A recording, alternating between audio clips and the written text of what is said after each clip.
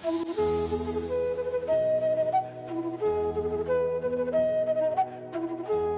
21, The Lamp of Awareness, Learning English Through Krishna Philosophy by Namaste, my beautiful listener, and welcome back to another soulful sunrise in our journey, Learning English Through Krishna Philosophy, where we learn not just English, but the art of living. I'm your host, Reddy, your friend walking beside you in this quiet adventure between the heart and the mind. Today's episode is called The Lamp of Awareness, a lamp that doesn't burn with oil or flame, but with understanding, the light that comes when you begin to see yourself clearly. Because in a world full of noise, awareness is the one sound that leads you home. On the 11th day of the Great War, the field of Kurukshetra looked like a storm had passed through it. Dust rose from the horses' hooves, and arrows clattered like thunderbolts. Amidst it all, Arjuna sat still, his chariot unmoving, his face shadowed. "Krishna," he said softly, "no matter how much I fight, peace escapes me. Even victory feels like defeat." Krishna smiled gently, as if hearing an old song sung again. "Partha," he said, "you fight bravely, but your mind fights harder than your arms. You look outward for peace, but have you looked within?" Arjuna frowned. "Within? What lies within me except confusion, fear, and duty?" Krishna placed his hand on Arjuna's shoulder. "Awareness, Arjuna, the lamp that shows what hides in the corners of your heart. Without awareness, even light becomes blindness. Awareness is not about knowing the world. It is about knowing yourself." As Arjuna closed his eyes, the battlefield sounds faded, replaced by silence. He saw his own face reflected in the stillness within him, and for the first time he saw the real battle. Not between men, but between ignorance and awareness. And slowly, he whispered, "Krishna, the war outside will end one day, but the war within, that is where I must win first." Fast forward to our world today. A boy named Aarav, 22 years old, sat in front of his laptop, drowning in endless tabs. He had assignments, emails, Instagram reels, and guilt, all playing in his head at once.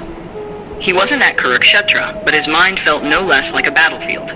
He sighed and said to himself, "I just can't focus anymore. I'm busy all the time, but empty inside." That night, scrolling through videos, he stopped at an old man speaking softly on a podcast.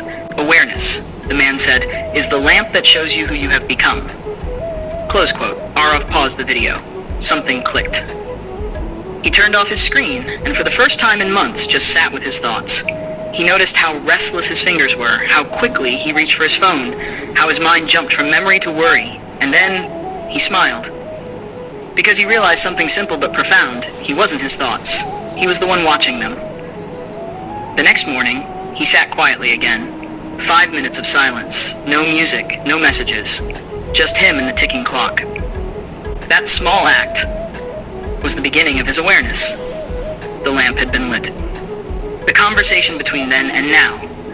If Arjuna were alive today, Krishna wouldn't speak to him through divine sound. He'd probably text him, "Bro, you're overthinking again." Because awareness doesn't change its form, only its context. Arjuna's arrows were his thoughts.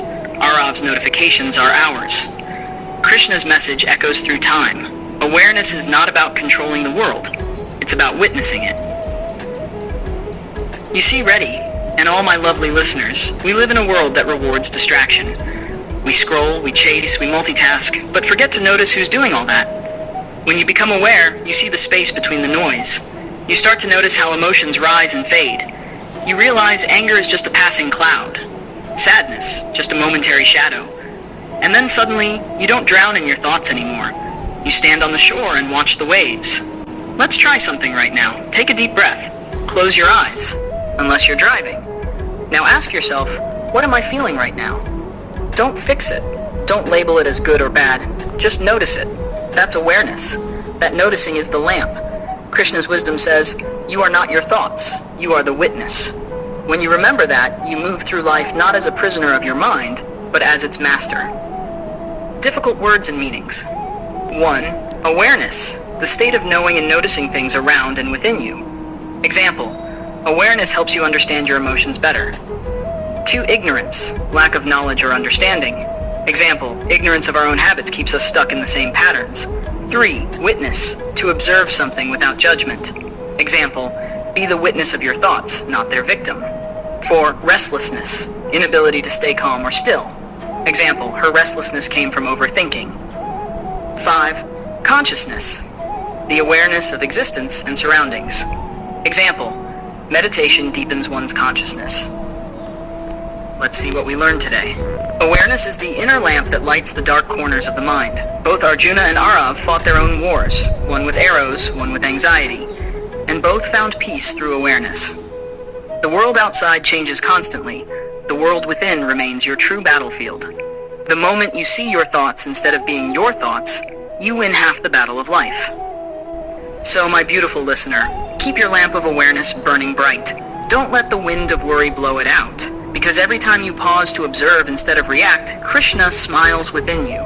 You've been listening to Learning English through Krishna Philosophy with your friend Reddy, where every story is a bridge between ancient wisdom and modern life. If today's journey lit even a tiny lamp inside you, share this episode with someone who needs that light. And tomorrow, we meet again for day 22, the River of Forgiveness, a story that will remind us that even pain can flow into peace.